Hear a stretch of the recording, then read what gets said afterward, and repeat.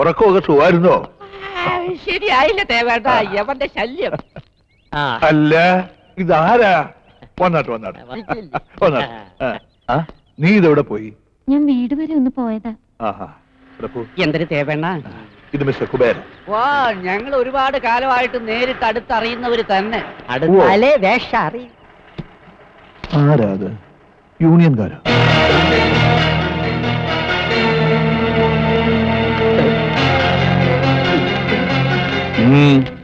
എന്തു വേണം? ഇവിടെ അടുത്തൊരു ലോഡ് ഇറക്കാൻ വന്നതാ. തിരിച്ചു പോണ വഴിക്ക് പെങ്ങളെ ഒന്ന് കാണാമെന്ന് കരുതി. പെങ്ങളോ? ഇവിടെ ഏത് പെങ്ങളാ നിങ്ങൾക്കുള്ളത്? നിങ്ങളുടെ മകന്റെ ഭാര്യ. എന്റെ മകന്റെ ഭാര്യ നിങ്ങളുടെ പെങ്ങളോ? കൊള്ളാമല്ലോ.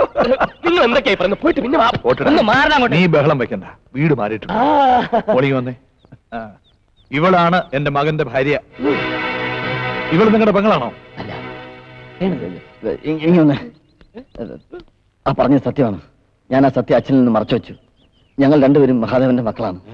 ഞങ്ങളുടെ മുതുകത്ത് ഒരുപോലത്തെ മറുക കണ്ടപ്പോഴാണ് ആ ഞെട്ടിക്കുന്ന സത്യം എനിക്ക് മനസ്സിലായത്. എനിക്ക് ഒരു പിടി കിട്ടില്ലടേ. പറയാ, എന്റെ പെണ്ണവിടെ? എന്റെ മോനെ തൊട്ടാലുണ്ടല്ലോ. മോനെ അച്ഛനെങ്കിൽ ഒരു കാര്യം പറയട്ടെ. നാണക്കേട് കൊണ്ട് പറയാത്തതാ. ഇവിടുത്തെ അടിച്ചു കളിക്കാരിൽ അച്ഛനുണ്ടായ മകനാണ് ഉണ്ണികൃഷ്ണൻ. പറയാ, സത്യം പറയാ. നിന്റെ ആരോട്? അയ്യടാ, കൊള്ളാം. അവന്റെ ആരുമല്ല. ഇവളേ ഈ നിൽക്കുന്ന ബാലകൃഷ്ണന്റെ ഭാര്യ, ഇവിടുത്തെ വേലക്കാരി. നീ ഒരു കാര്യം മനസ്സിലാക്കി, എല്ലാം ഞാൻ വ്യക്തമാക്കി തരാം. ഇവിടെ ഉണ്ണികൃഷ്ണന്റെ ഭാര്യ തന്നെ എന്റെ ഭാര്യയാണ്. എന്താ നിർത്താ, എനിക്കെല്ലാം മനസ്സിലായി. തരാതരത്തിൽ പെരുമാറുന്നവരെ പണക്കാര്, അവരെ നമ്പർ ഞാൻ പറയാറില്ലടേ. ഇനി നീ ഇവിടെ നിൽക്കണ്ട. ഒരു ഉണ്ണി ഇനി ഇവന്റെ വെപ്പാട്ടിയായിട്ട് കഴിയണോ നിനക്ക്? എടാ പുല്ലുകളെ, ഞാനിപ്പം വെടക്കാണ് വെടക്ക്. ഇതെല്ലാം കണ്ടും സഹിച്ചും വെറുതെ ഇരിക്കുന്ന കരുതണ്ട. ഞാനിപ്പം തിരിച്ചു വരും നിന്റെ ഒക്കെ തലയെറിയാൻ.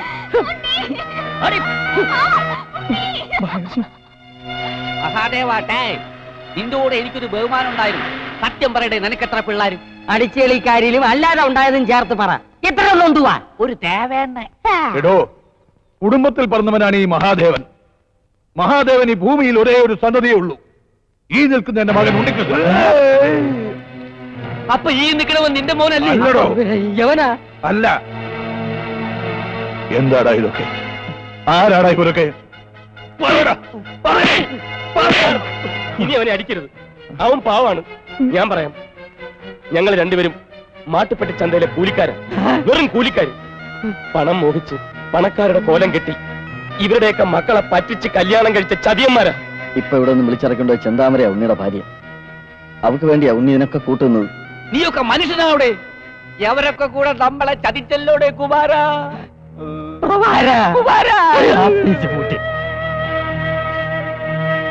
ലക്ഷ്മി, ഇനി ഒരിക്കലും ആ പേര് വിളിക്കരുത്.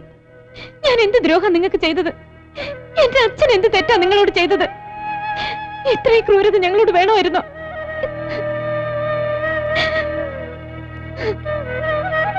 എടാ, ഒന്നുമില്ലായ്മ ഇത്രയൊക്കെ ഉണ്ടാക്കാനും നേടാനും ഞങ്ങൾക്കാവുമെങ്കിൽ ആണിച്ചരാടാ നിന്നൊക്കെ. ഇറങ്ങി പാടി. ഞങ്ങളൊക്കെ വെറും ഉണ്ണാക്കന്മാരിൽ നിന്ന് തെളിയിച്ചു തരാടെ ചന്തകളെ. തൃപ്തിയായാലോടാ നിനക്ക്? എനിക്ക് തൃപ്തിയായി. ഇതിൽ കൂടുതലൊന്നും ഒരു മകൻ അച്ഛന് വേണ്ടി ചെയ്യാനാവില്ല. മകൻ തന്നോളം എത്തുമ്പോ തനിക്കൊരു തുണയായിരിക്കുമെന്നാ ഞാൻ കരുതിയത്. മാനം കെടുത്തൊന്നും ഞാൻ കരുതിയില്ല. വേണ്ട വേണ്ട. സ്വന്തം തന്തയെ നാട്ടുകാരുടെയും വീട്ടുകാരുടെയും മുമ്പിൽ വിട്ടിയാക്കി ഇവൻ നാളെ നിന്റെ തലയറിയാൻ പോലും മടിക്കില്ല. എനിക്കിങ്ങനൊരു മകനേ ഇല്ല. വടി ഇവിടെ വരാൻ.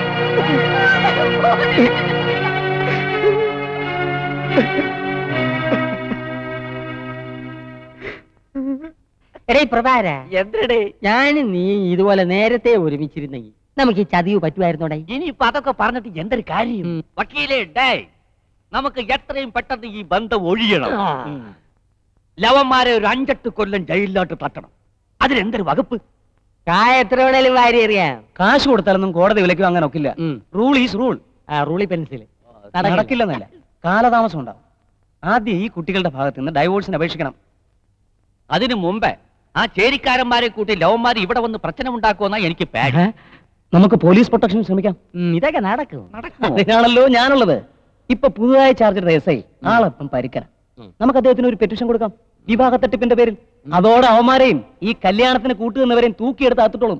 പ്രതികൾ ലോക്കപ്പിലായി കഴിഞ്ഞാൽ നമുക്ക് ഈ ഡൈവേഴ്സിന് സാധ്യത കൂടുതലാ. നല്ല ബോധമുള്ള വക്കീല്. ഇത് 5000. ഇത് 5000 വേറെ. ചന്തയില് 2 കൂലിക്കാരെ ഒഴിവ് ഇപ്പോഴും ഉണ്ടാ. കണ്ണപ്പനെയും മച്ചാനെയും കാത്തിരിക്കുന്ന അറിയാവുന്ന തൊഴിൽ. എല്ലാം മറന്ന് നമുക്ക് അങ്ങോട്ട് പോവാം. ചുമക്കാൻ 2 ചാക്കും അതിനെതിരെ കൂലിയും കേറി കിടക്കാൻ ഒരു കൂരം കിട്ടിയാ നിനക്കൊക്കെ ഇനിയും ജീവിക്കാല്ലേ? അതും എല്ലാം മറന്നു എന്നെ തെറ്റിദ്ധരിച്ച് എന്റെ ഭാര്യയെ വലിച്ചിറക്കൊണ്ട് പോയപ്പോ എല്ലാം വിളിച്ചു പറഞ്ഞ് രക്ഷപ്പെടാൻ ശ്രമിക്കാൻ എന്തോടാന്നറിയോ? നിങ്ങളെ ഓർത്തിട്ടാ. നിനക്ക് ഞങ്ങളുണ്ടാ. രായപ്പനെ പറഞ്ഞ് മനസ്സിലാക്കി നിന്റെ ഭാര്യയെ തിരിച്ചെടുത്ത് തരാൻ ഞങ്ങൾക്ക് സാധിക്കും. നിങ്ങളുടെയൊക്കെ വാക്കും കേട്ട് ഞാൻ വിഡ്ഢിവേഷം കെട്ടിച്ച എന്റെ അച്ഛനെ പറഞ്ഞ് മനസ്സിലാക്കാൻ പറ്റൂ? പറ. എടാ, അത് രക്തബന്ധമാ, പറിച്ചെറിഞ്ഞാലും പോവില്ല. നീ കണ്ടില്ലേ ലക്ഷ്മിയും പാർവതിയും ഒരു നിമിഷം കൊണ്ട് എല്ലാം അവസാനിപ്പിച്ചു പോയത്? ചെന്താമരയ്ക്ക് എല്ലാം അറിയാവുന്നതല്ലേ. ഞങ്ങളെ ഇത്രയും സഹായിച്ച നിനക്ക് വേണ്ടി ഞങ്ങൾ നിന്നില്ലെങ്കിൽ പിന്നെ എന്ത് ബന്ധമാണ് നമ്മൾ തമ്മിലുള്ളത്? വാടാ, ചേരിയിലേക്ക് പോവാം. ചതിയായിരുന്നു, ചതി. ആ മച്ചാൻ പറഞ്ഞ വാക്ക് ഞാൻ വിശ്വസിച്ചു. പാട്ടും കൂത്തുമായി കല്യാണം നടത്തിയിട്ട് അവളവിടെ കൊണ്ടുവരാൻ മഹാദേവന്റെ വീട്ടിലെ വേലക്കാരിയായിട്ട്, വെപ്പാട്ടിയായിട്ട്. അവിടെ അവന് വേറെ ഭാര്യയുണ്ട്. പാവൻ ചന്താമര. അവൾ ഇപ്പോഴും അവനെ നമ്പിയിരിക്കുക. അവനോട് ഉടമ്പ് വെട്ടി പീസ് പീസാക്കണം. ഇനിമേ ഒരുത്തനും നമ്മ ഏമാത്തക്കൂടാது. நான் அந்த மாட்டுப்பட்டி மச்சான பார்க்க போறேன். நீங்க எல்லாம் என் கூட இருக்கலாம். இது நம்ம மான பிரச்சனை. வாடா.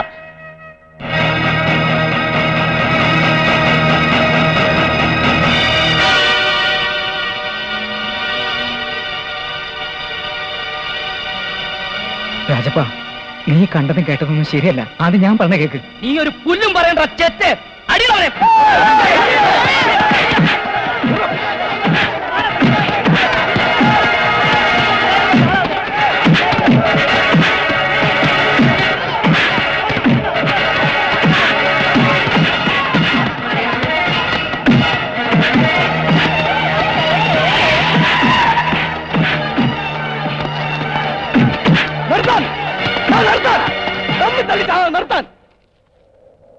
ആരുടെ കൂട്ടത്തിൽ മാട്ടുപെട്ടി മച്ചാൻ? ഞാനാ. ഓ, അപ്പൊ നീ കണ്ണപ്പൻ. നല്ല തടിയുണ്ടല്ലോടെ 2 എണ്ണത്തിനും. 2 തന്നാല് ലോക്കപ്പ് കിടന്ന് ചാകില്ല. എന്തിനാണ് ഇവിടെ കിടന്ന് അഭ്യാസം കാണിക്കുന്നത്? ഞാൻ പറയാം സാർ, എന്റെ പെങ്ങൾ ചെന്താമരെ ചതിച്ച് കല്യാണം കഴിച്ചത് ഇവനാ. കൂട്ടുനിന്നത് ഇവന്മാരും. എന്താണ് അതിന്റെ പേര്? ഉണ്ണികൃഷ്ണൻ. ഉണ്ണികൃഷ്ണൻ, 3-ാം പ്രതി. നീയൊക്കെ നന്നായിട്ട് അഭിനയിക്കും അല്ലേ? ശ്രമിച്ചാൽ ഒരു ഓസ്കാർ വരെ കിട്ടുമല്ലോടാ. ആട്ടെ, എത്ര നാളായി പരിപാടി തുടങ്ങിയിട്ട്? ഏത് പരിപാടി? വിവാഹ തട്ടിപ്പ്. ഇതുവരെ എത്ര കല്യാണം കഴിച്ചു?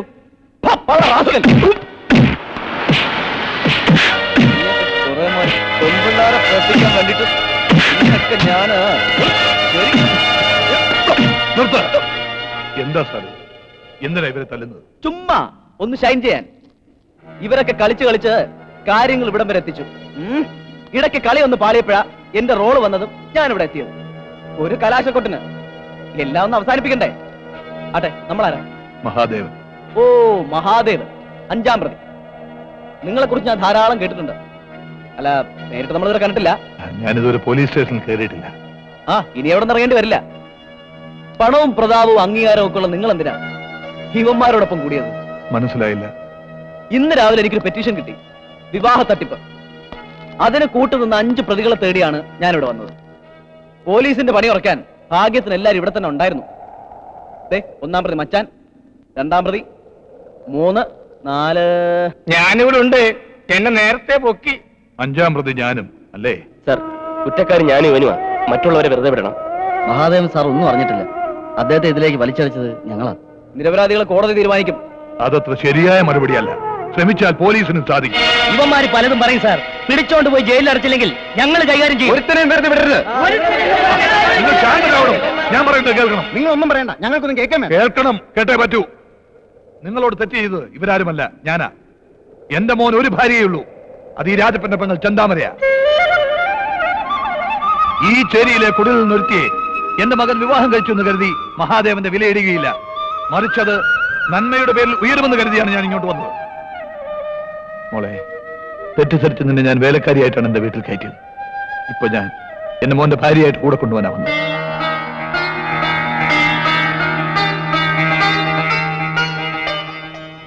കൊള്ളാം.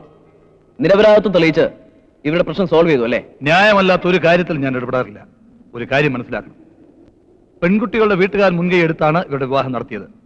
സാക്ഷികളായി ഒപ്പിട്ടത് അവരുടെ മാതാപിതാക്കൾ. രജിസ്റ്റർ പരിശോധിച്ചാൽ സാറിന് അത് മനസ്സിലാവും.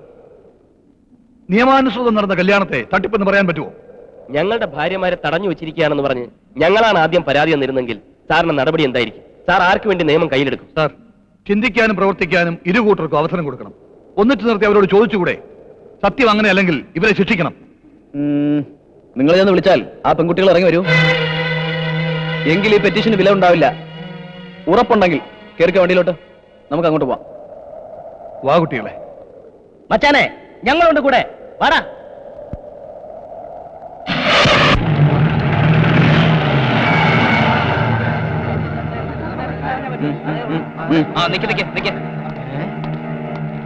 എന്ത് ചുമട്ട് തൊഴിലാളികളൊക്കെ ഇങ്ങോട്ട് വന്നത്? ഇന്ന് ഇവരുടെ മഹാസമ്മേളനം വല്ലതും ഉണ്ടോടെ? ചെല്ല്, നിങ്ങൾക്ക് എന്താ സംസാരിക്കേണ്ടെന്ന് വെച്ചാ ചെന്ന് സംസാരിക്കാം.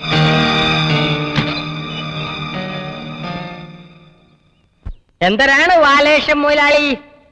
ദൂരദർശനന്റെ പണി എവിടം വരെ ആയി? എപ്പോഴാണ് ഇംഗ്ലീഷ് രാമായണം TV കാണിക്കാൻ പോണത്? എന്തരടേ ഇവിടെ വെച്ച് പിന്നെ കാറിന്റെ ആക്സിൽ ഒടിഞ്ഞാടേ? ആ മതി മതി, ഇനി വിഷയത്തിലേക്ക് കിടക്കാം. എന്തൊരു വിഷയം? വിഷയം പറ. ഇതെന്തൊരു പള്ളിക്കൂടാ? ഞങ്ങളെ പറ്റിച്ച ചതിയന്മാരാണ് ഇവര്. കല്യാണ തട്ടിപ്പ് വീരന്മാര്.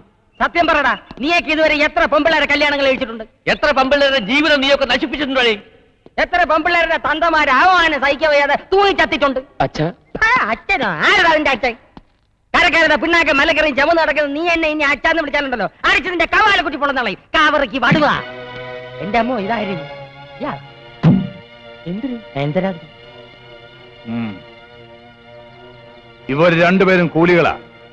മാട്ടുപ്പെട്ടി ചന്തയിലെ നല്ല ഒന്നാം തരം ചുമട്ടുകാര്. ഇവർ രണ്ടുപേരും ഇല്ലാത്തത് പലതും പറഞ്ഞു പൊലിപ്പിച്ച് പറ്റിച്ചാണ് നിങ്ങളുടെ രണ്ട് പെൺകുട്ടികളെയും കല്യാണം കഴിച്ചത്. തെറ്റാ അവർ ചെയ്തത്. അതിനുള്ള ശിക്ഷ അവർ അർഹിക്കുന്നുമുണ്ട്. ഏത് കോടതിക്ക് അവരെ ശിക്ഷിക്കാൻ? ഞങ്ങളൊരു ഒത്തുതീർപ്പിനാ വന്നത്. എടുത്തു ചാടി ഒരു തീരുമാനമെടുക്കരുത്. ഇവരെ നിങ്ങൾ ഇനി എങ്ങനെ ശിക്ഷിച്ചാലും നഷ്ടപ്പെട്ടു പോയ നിങ്ങളുടെ കുട്ടികളുടെ ജീവിതം തിരിച്ചു കിട്ടുമോ? ചീത്തപ്പേര് മാറുമോ? ഞാൻ ഉപദേശം തരാൻ ഇയാൾ ആരുവാ? ചട്ടമ്പി സ്വാമിയാണോ? ദേവന്മാരുടെ വക്കാലത്ത് വാങ്ങിച്ചുകൊണ്ട് വന്നിരിക്കണ തന്റെ അടുത്ത് ഞങ്ങൾക്ക് സംസാരിക്കേണ്ട ഒരാവശ്യമില്ല. നിങ്ങളോട് സംസാരിക്കേണ്ട കാര്യം എനിക്കുണ്ട്. കാരണം നിങ്ങൾ കൊടുത്ത പെറ്റീഷനിലെ 5-ാം പ്രതിയാണ് ഞാൻ. ഞാൻ അങ്ങനെ പ്രതിയായെന്ന് എനിക്കറിയണം. അത് ഞങ്ങൾ കോടതിയിൽ പറഞ്ഞോളാം. സാറേ, ദേവന്മാരുടെ പൂക്കൾ നോക്കി നല്ല 4 താങ്ങി. ഇനി ഒരിക്കലും ഒരു കല്യാണത്തെ കുറിച്ച് ചിന്തിക്കരുത്. എന്താ നിങ്ങൾക്ക് വിചാരം? പോലീസ് എന്താ സ്വിച്ചിട്ട് പ്രവർത്തിക്കുന്ന യന്ത്രങ്ങളോ അതോ ബുദ്ധിയില്ലാത്ത കഴുതകളോ? വെറുതെ അല്ലല്ലേ, പരാതി എന്നിട്ടല്ലേ? ചുട്ടു വേണേ പറയും തരാം.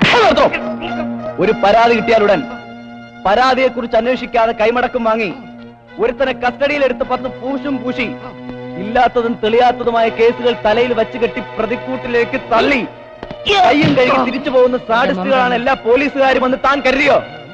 വിളിക്കണോ നിങ്ങളുടെ മക്കളെ? എനിക്ക് അവരുടെ അഭിപ്രായം കൂടെ അറിയണം. ഇറക്കി വിടണം അവളുമാരെ, ഇറക്കി വിടാനാ പറഞ്ഞത്.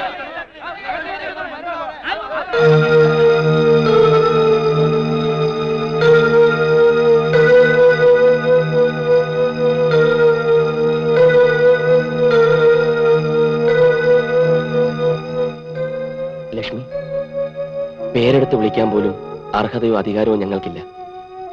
കേട്ടതും അറിഞ്ഞതും എല്ലാം സത്യമാണ്. ഞങ്ങൾ ചുമട്ടുകാരാ. നിങ്ങളുടെയൊക്കെ ഭാഷയിൽ പറഞ്ഞ വെറും കൂലികൾ. ചന്തയില് തമ്മിൽ തല്ലിയും പിണങ്ങിയും കഴിഞ്ഞപ്പോ ഞങ്ങൾക്ക് കുറെ രൂപ ഉണ്ടാക്കിയ കൊള്ളാൻ തോന്നി. അതും വാശിപ്പുറത്ത്. പിന്നെ മറ്റൊന്നും ചിന്തിച്ചില്ല.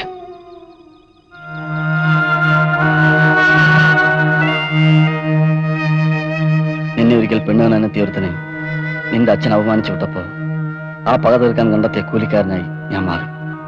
ഇവിടെ എത്തിയപ്പോ കിട്ടാൻ പോകുന്ന സൗഭാഗ്യങ്ങൾ കണ്ടപ്പോ കണ്ണു മഞ്ഞളിച്ചു. അപ്പോഴും ലക്ഷ്യം കാശായിരുന്നു.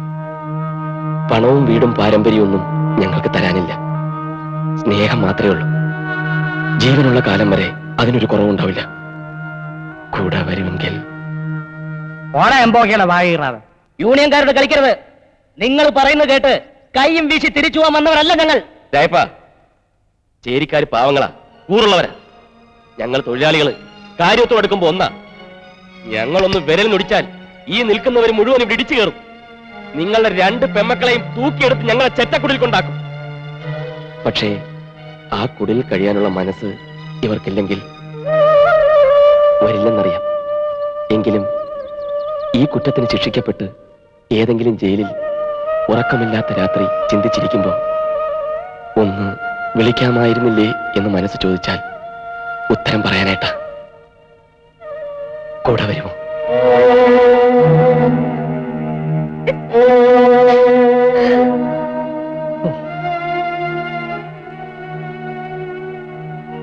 മറുപടി എന്തും പറഞ്ഞോളൂ, മടിക്കണ്ട. വെറുപ്പാണ് ഇപ്പോഴും മനസ്സിലെങ്കിൽ ഒരിക്കലും നിന്റെ ജീവിതത്തിന്റെ 7 അയലത്ത് ഞാൻ വരില്ല.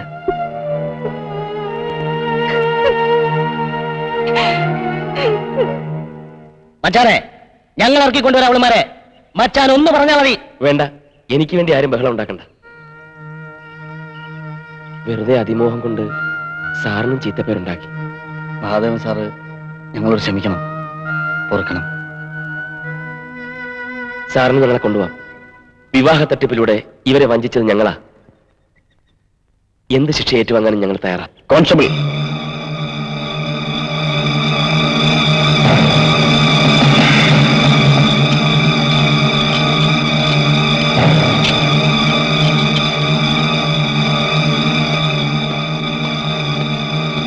മച്ചാനെ, കണ്ണപ്പ, ദേ നോക്കടാ.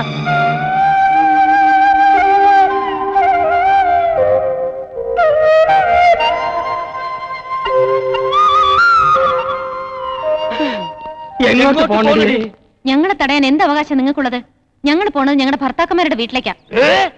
എടീ, ലവന്മാര് വെറും കൂലികളാണടി. എന്റെ അമ്മയെ കെട്ടുമ്പോ അച്ഛൻ ഇതുപോലെ ഒരു കൂലി ആയിരുന്നില്ലേ?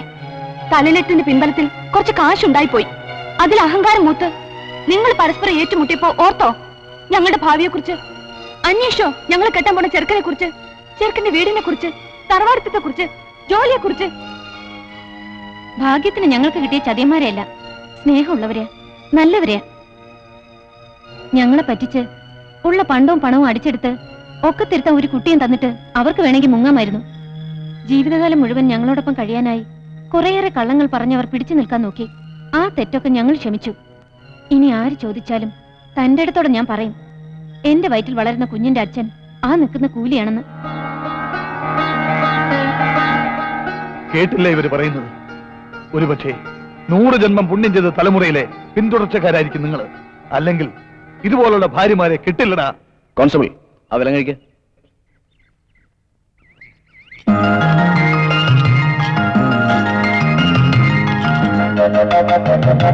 കൊണ്ടുപോടാ ഇപ്പൊ പിള്ളേരെ ശരിയിലോട്ട്. ഇനി ഇവരായി ഇവരുടെ പാടായി. മക്കളെ, കഴിഞ്ഞ് നിനക്ക് ചേരി പോയി താമസിക്കണോ? ഇവിടെ താമസിച്ചാ പോരെ? കല്യാണം കഴിഞ്ഞാ ഭാര്യ താമസിക്കേണ്ടത് ഭർത്താവിന്റെ വീട്ടിലാ. അത് കറക്റ്റ് തന്നെ.